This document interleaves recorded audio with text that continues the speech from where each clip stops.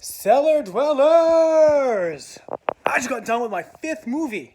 It's called All Cheerleaders Die. So, this was a ton of fun. Super campy.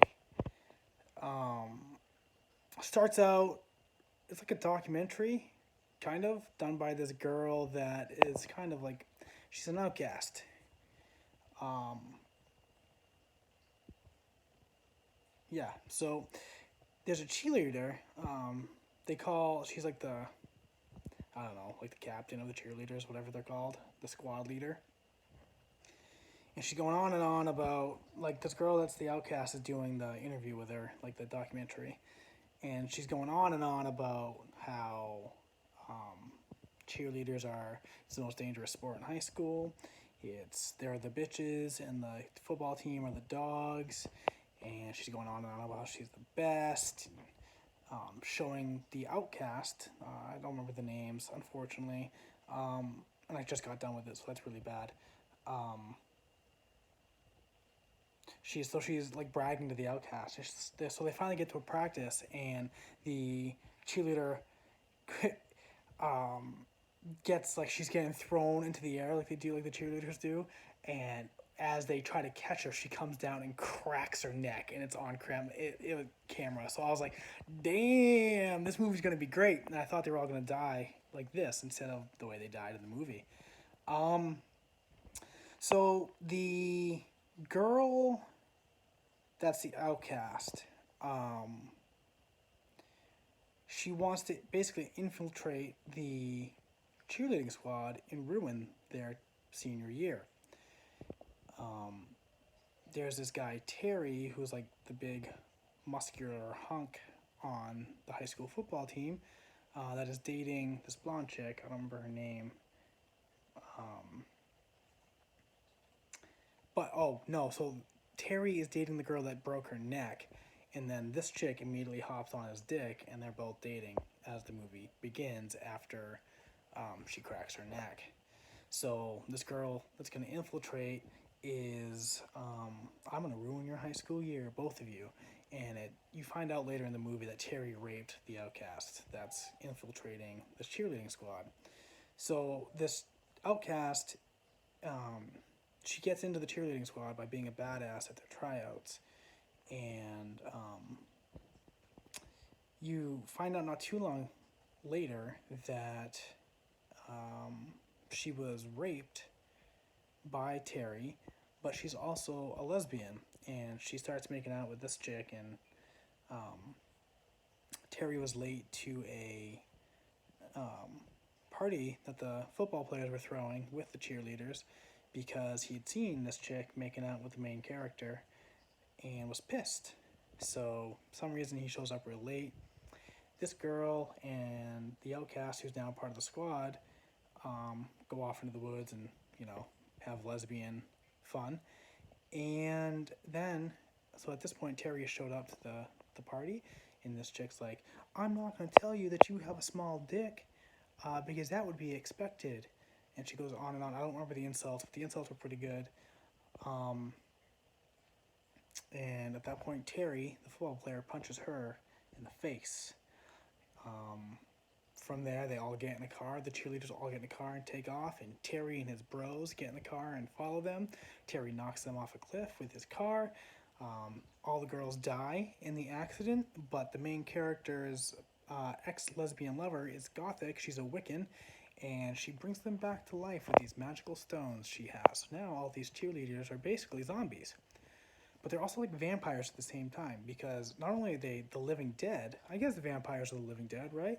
So they're vampires now because of these Wiccan stones that infiltrated their bodies into their wounds. Like, this chick had a wound on her head, which was the fatal wound, so the stone went into her head. The main character's fatal wound was in her back, so it went into her back. And the other one's like one in their hip, and then one of the other girls, I think it was in her neck. Anyway, so in their reincarnation, two of the cheerleaders are sisters, and their bodies get swapped. So one sister's the other one, blah, blah, blah.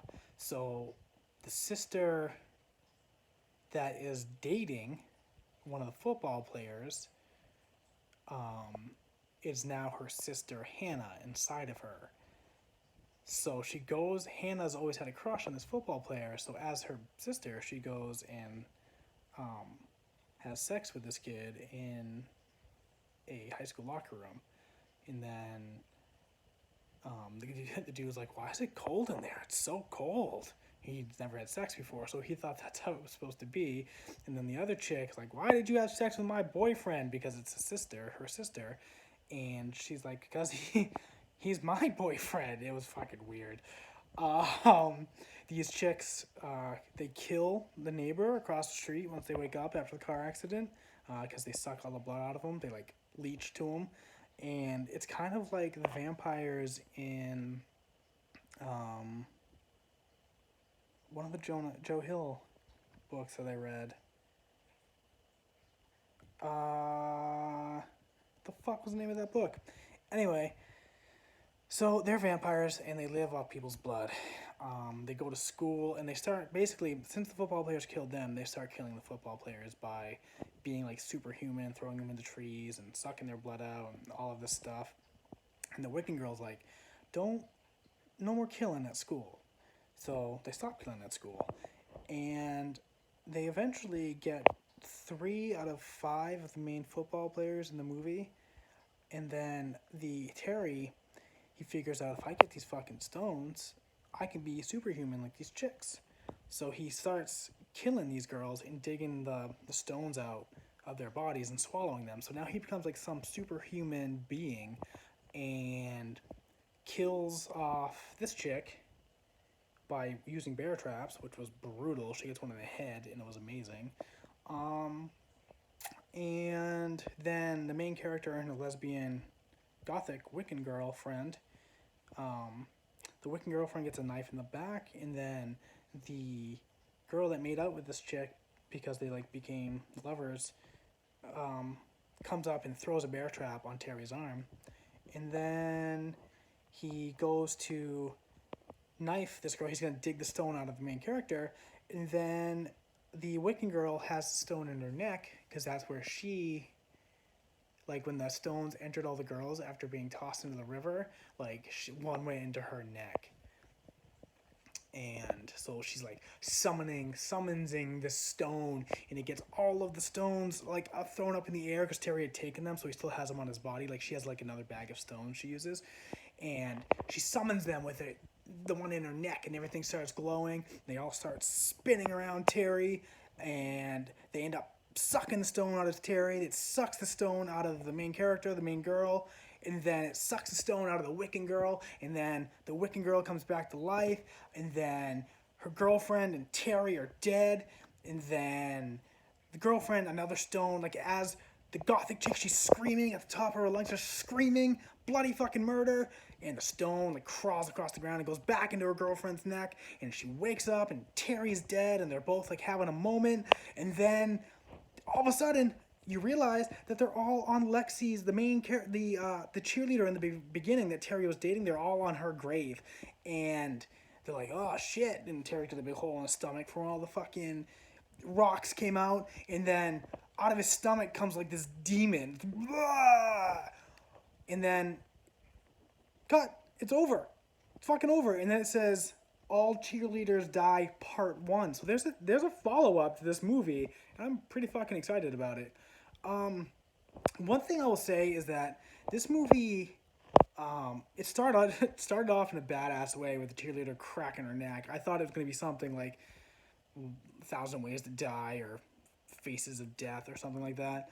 But it leaned into the campiness pretty hard, and it did it well in some spots, but other spots, like, they took themselves too seriously, so there was this weird mix of enjoyment of the campiness and then like, okay, come on. Some of the actors were really good in their roles, others not so much.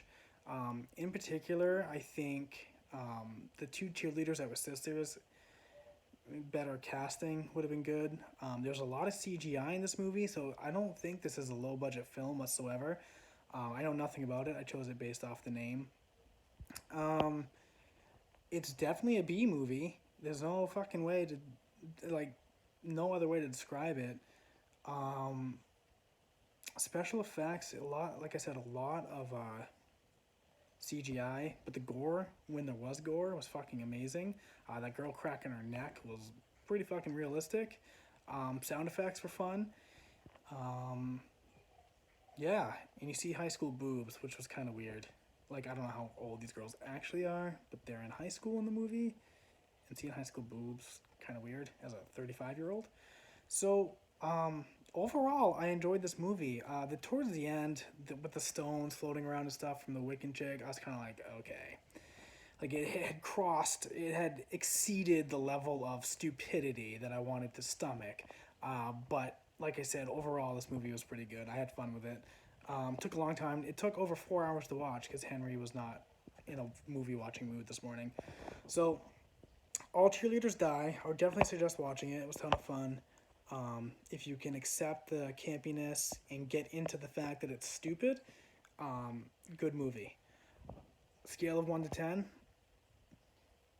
I'm going to give it a 6. Simply because it should be like a 7, maybe 7.5. I'm going to give it a 6 because, like I said, the campiness, they overdid it in the end. If they could have just reeled in the Wiccan bullshit somehow, in Terry turning into like this superhuman monster, or killed him off sooner. He went on too long. Like, these chicks were vampires, superhuman human strength after they came back to life. Like, I get it, all cheerleaders die, but something had to be done differently. 6. It's a good 6 though. Seriously, like, Dan and I are like 7s. Those are our good movies, but average good movies are good average movies. But I'm knocking it down just because of everything I just said. So, All Cheerleaders Die. Check it out. This is part 1. There's definitely a part 2. Peace.